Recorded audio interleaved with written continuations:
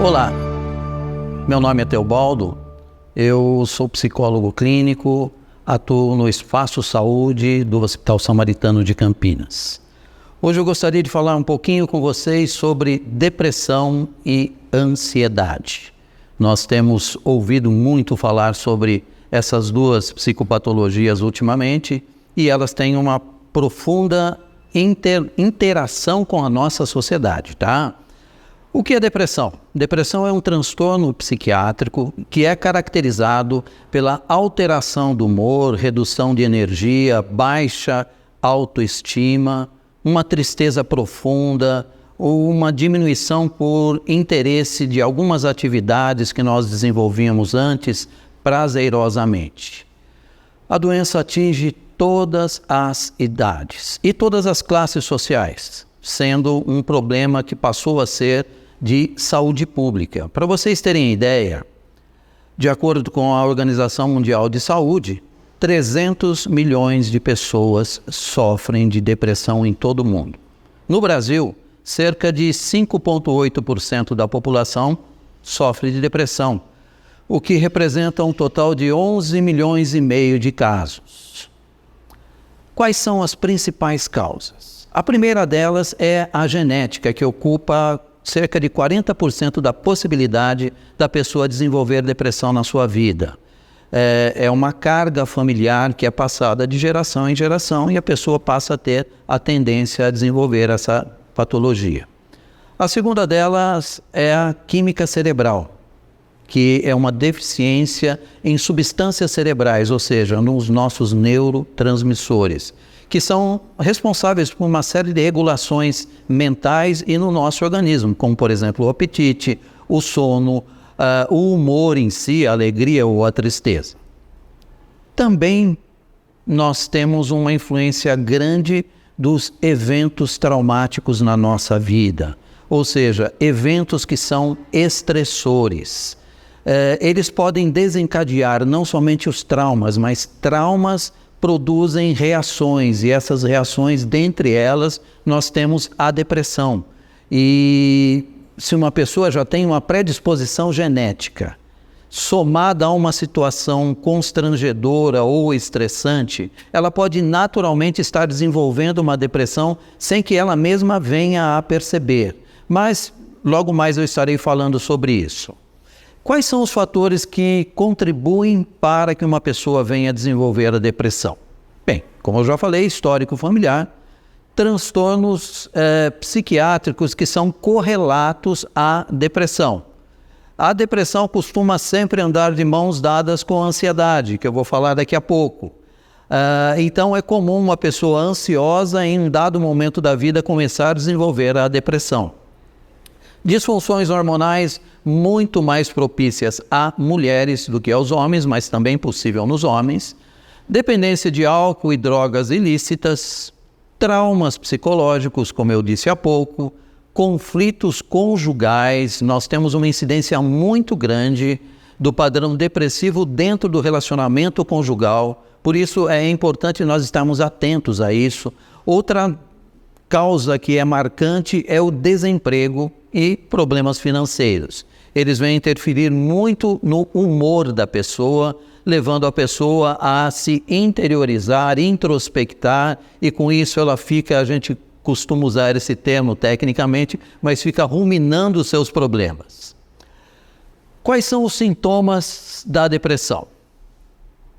Veja, é uma sensação de inutilidade, um vazio, uma falta de sentimento da vida, sabe? A pessoa perde a característica existencial. Por que eu estou existindo se eu só tenho problema, se eu só dou problema?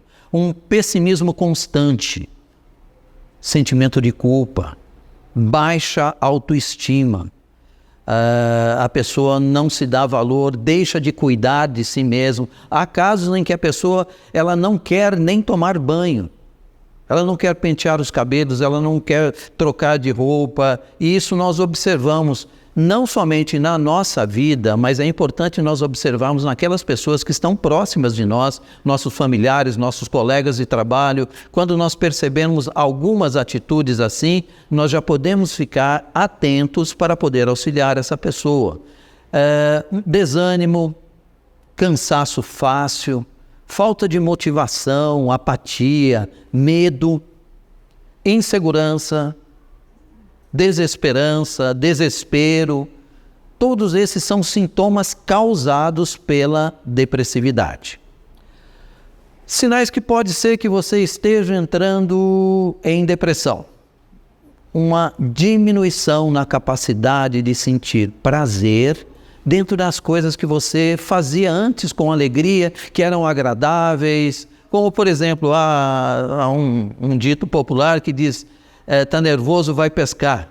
E principalmente os homens gostam muito de pescar, porque eles ficam na beira de uma lagoa, na beira de um rio, olhando por uma varinha, sem fazer nada.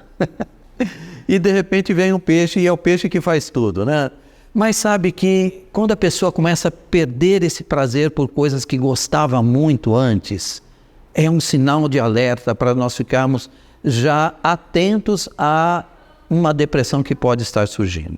A insônia é outra característica, a pessoa demora para ingressar no sono e, além disso, também nós temos algumas práticas que nós aplicamos aos pacientes dentro da higiene do sono, que é muito importante vocês saberem. Nunca leve para o seu travesseiro o seu livro de contas. Não faça contas antes de dormir. Não leve a sua agenda também, para que você não passe a noite programando o dia seguinte. Porque isso vai ingressar no sono com você e vai com certeza te levar à insônia. E a insônia é muito ingrata porque ela vem pesar no dia seguinte, trazendo dificuldade de concentração, raciocínio lento, esquecimento.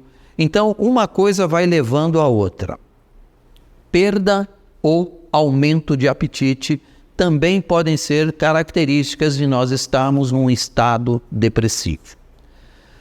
Quando não diagnosticada da forma correta ou por um profissional da área, a depressão, no seu pior estado, pode levar ao suicídio. Então, nós entendemos e nós temos relatos de que a segunda principal causa de morte entre jovens de 15 a 29 anos, de acordo com a Organização Mundial de Saúde, é a depressão. Mas temos boas notícias aí. A depressão tem tratamento. Caso você identifique alguns desses sintomas que eu falei, algumas situações, procure a ajuda de um profissional especializado. Por que eu digo um profissional especializado? Porque não é uma crítica, mas é uma observação. Na nossa sociedade, nós temos muitos amigos doutores, que são doutores em tudo, que receitam tudo, que sabem de tudo, e muitas vezes essas pessoas nos pré-diagnosticam, e eu já recebi várias pessoas no consultório diagnosticadas com transtorno do pânico, transtorno afetivo bipolar, e quando a gente vai fazer a anamnese e a avaliação, a pessoa não tem nada daquilo. Então ela sofre por antecedência porque alguém falou para ela. Procure sempre um profissional da área para que você tenha uma opinião que seja crível. A depressão é uma doença séria e tem tratamento. Por isso, é importante você dar o primeiro passo para chegar à solução desse problema. Agora vamos falar um pouquinho da ansiedade. Se lembra que eu falei antes, depressão e a ansiedade anda de mãos dadas com a depressão.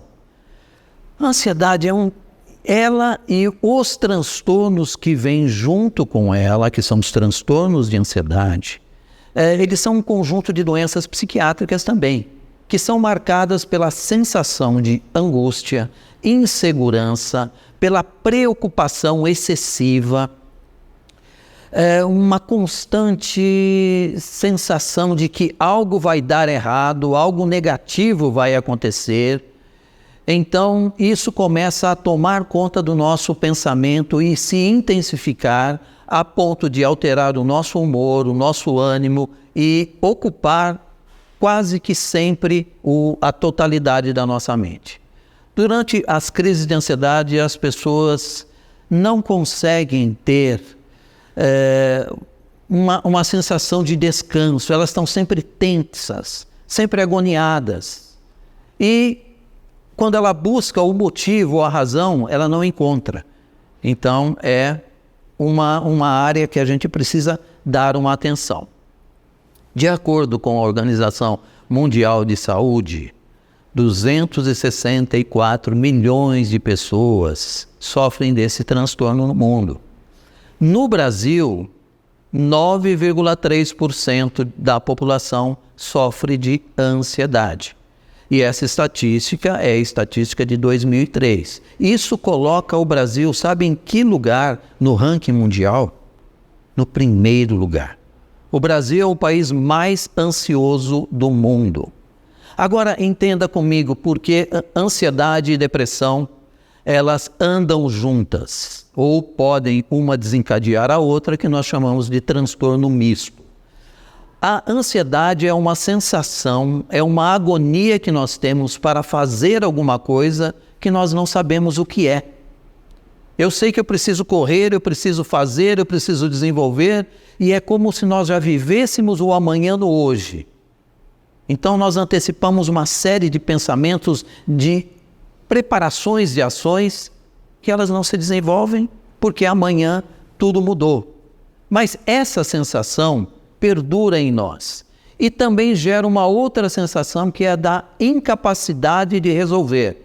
Essa incapacidade nos deixa depressivos. Então, ambas, tanto a ansiedade como a depressão, têm facilidade em estarem juntas.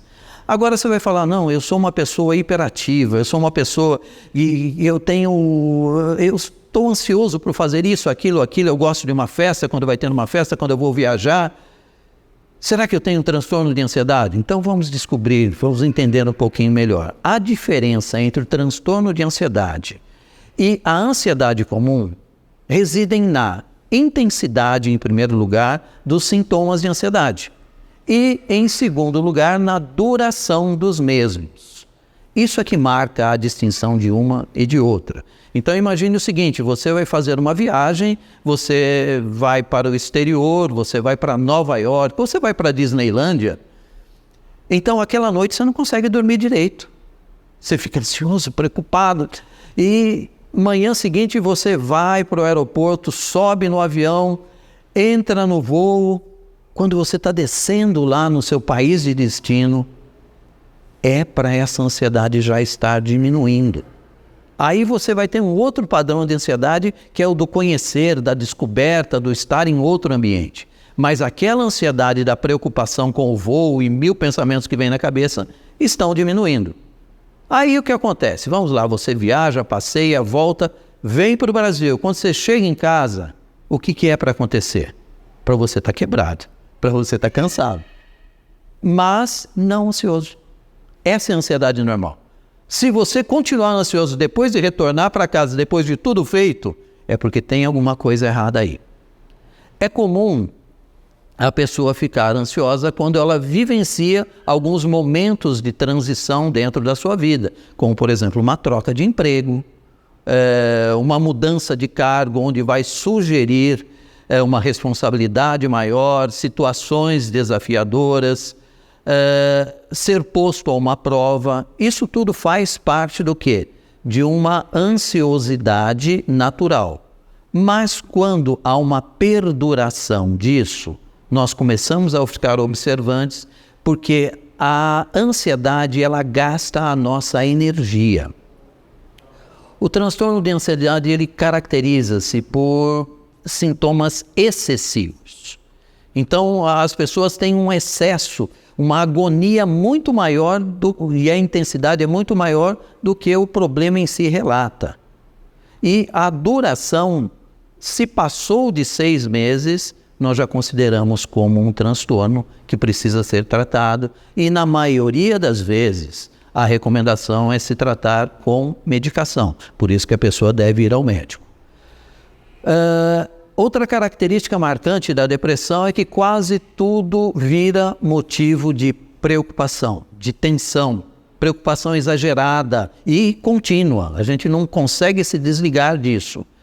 E o paciente não consegue, ele não é capaz de relaxar, de se descansar. Mesmo quando dormindo, a gente observa nas pessoas que desenvolvem um transtorno de ansiedade, elas têm um sono agitado, onde elas falam, elas se viram, elas mexem, elas têm movimentos bruscos. Os sintomas de ansiedade, vamos falar um pouquinho deles para que você entenda melhor a situação. Medo exagerado. Lembre-se, o termo exagerado é um termo que faz parte da patologia, tá? A pessoa ouve um barulho no quintal, ela não imagina que é o cachorrinho dela que fez o barulho, mas ela já consegue criar na mente dela um ladrão entrando em casa, um ladrão mexendo na porta, o coração dela dispara, ela fica agoniada e quando ela vai ver não era nada disso. Mas ela potencializou, exagerou demais a criação mental e isso fez com que o seu organismo reagisse. Segundo ponto, é um pessimismo exagerado. Tem outras razões, mas vejam, nós vivemos em uma sociedade que é negativada. O que é isso? Ela dá mais ênfase ao negativo do que ao positivo. Mais ênfase às notícias ruins do que às notícias boas. Veja o noticiário. Quando nós ligamos o noticiário, se tem uma notícia boa, a gente não presta atenção. Morreu alguém, houve um assassinato, um acidente de trânsito, nós ligamos ali e absorvemos aquilo. Logicamente, baseado naquilo que nós absorvemos, nós vamos também transferir, nós vamos devolver. Então, os nossos assuntos são assuntos críticos, são assuntos tensos. Você viu o tempo? Vai chover. Meu Deus, vai chover, será que vem tempestade? Caíram umas casas em tal lugar e outro lugar e nós começamos a desenvolver aquilo entre nós e tudo isso, gente, é sentimento. É sentimento que está se desenvolvendo em nós e o sentimento psicossomatiza, ele descarrega no organismo. Logicamente, nós ficamos tensos, ficamos irritados. Por isso que uma pessoa que é ansiosa ou está desenvolvendo esse transtorno, ela é uma pessoa irritadiça. Ela é uma pessoa que quer responder rápido, quer que tudo aconteça rapidamente para ela. A preocupação excessiva passa a ser uma obsessividade. Por quê? Porque ela só pensa naquilo enquanto ela não resolver aquilo ou tiver uma pessoa que vá resolver para ela, ela não descansa. Porém, ela está preocupada não com um fato, mas com a possibilidade desse fato acontecer. Sendo assim, como que nós vamos resolver a possibilidade de alguma coisa acontecer, né? Insônia, eu já falei antes, irritabilidade também, são marcas profundas dos sintomas de ansiedade. Como eu disse agora há pouco, a ansiedade ela também provoca reações físicas que dentro da psicologia a gente chama de psicossomáticas. Hoje a neurologia já tem uma outra visão, dizendo que os nossos órgãos também são sensitivos, ou também eles reagem a impactos emocionais. E nós temos algumas marcas, como dores de cabeça, queimação no estômago, gastrite, falta de ar, transpiração excessiva, taquicardia, que é o batimento acelerado do coração, boca seca, náuseas, vômitos, queda de cabelo até, e perda ou aumento de apetite também, dores musculares. São vários os sintomas que vêm nos afetar. Por isso, é importante nós estarmos vendo o que é normalidade em nós e o que não é. Desta forma, nós poderíamos estar antecipando ou, não digo pré-diagnosticando, mas quando eu tenho um vislumbre de que eu não estou dentro do meu normal, dentro do meu natural, não estou confortável comigo, eu devo procurar uma assistência especializada. Existem profissionais de saúde mental, que trabalham especificamente com isso, e eles vão saber te passar o diagnóstico correto, não somente o diagnóstico, mas também o tratamento.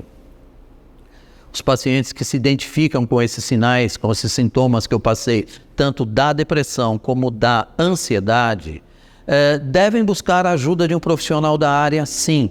A psiquiatria, o psiquiatra e o psicólogo, por um longo tempo na sociedade, foram considerados médicos de loucos. É engraçado o pulo que a sociedade dá, né, das interpretações, porque antes eram médicos de loucos, hoje são médicos de ricos. Então, os empresários, diretores de empresa, pessoas que têm necessidade de decisões rápidas, que têm poder de decisão, normalmente fazem terapia, se consultam, porque eles precisam ter um padrão de vida, além de ser mais saudável, eles precisam ter paz naquilo que eles vão estar decidindo. O diagnóstico clínico, como eu enfatizei aqui, é dado por um profissional da área mediante uma avaliação da história de vida do paciente, do meio ambiente dele, da genética dele até, que isso é feito em anamnese na primeira consulta, primeira ou segunda consulta, dependendo da abordagem do profissional. O tratamento em si, nós temos 3 tipos de tratamento, tanto para a depressão como para a ansiedade. O primeiro deles é o tratamento medicamentoso. Ele é feito com um receituário e acompanhamento médico. Outro tratamento é a psicoterapia, que é o acompanhamento por um psicólogo, e ele vai trabalhar dentro da área comportamental. Aqui só esclarecendo, a área psiquiátrica, ela trabalha com a química da tua mente. Porque quando nós temos algum transtorno, quando temos algum impacto emocional, nós temos uma alteração metabólica e química nos nossos neurotransmissores. Então, o psiquiatra vai observar para fazer o equilíbrio químico do seu organismo e a sua mente voltar a funcionar da forma correta. O psicólogo, por sua vez, vai trabalhar com o comportamento que nós temos, o que nós fizemos ou o que nós deixamos de fazer para nos levar àquela reação. E por intermédio de várias técnicas, ele vai conduzir você a ter um outro comportamento que tenha uma reação agradável ou aceitável. Atualmente, nós estamos atuando muito mais no terceiro tipo de tratamento, que é a combinação dos dois primeiros. É a psicoterapia mais a medicação. Então a pessoa vai ao psiquiatra, vai fazer terapia, porque enquanto a medicação está fazendo o seu efeito de estabilização, o psicólogo ou a psicóloga estará trabalhando na mudança de comportamento. Logo, a mudança de comportamento vai fazer com que não gere aquela situação desagradável e em breve a pessoa poderá estar diminuindo a sua medicação.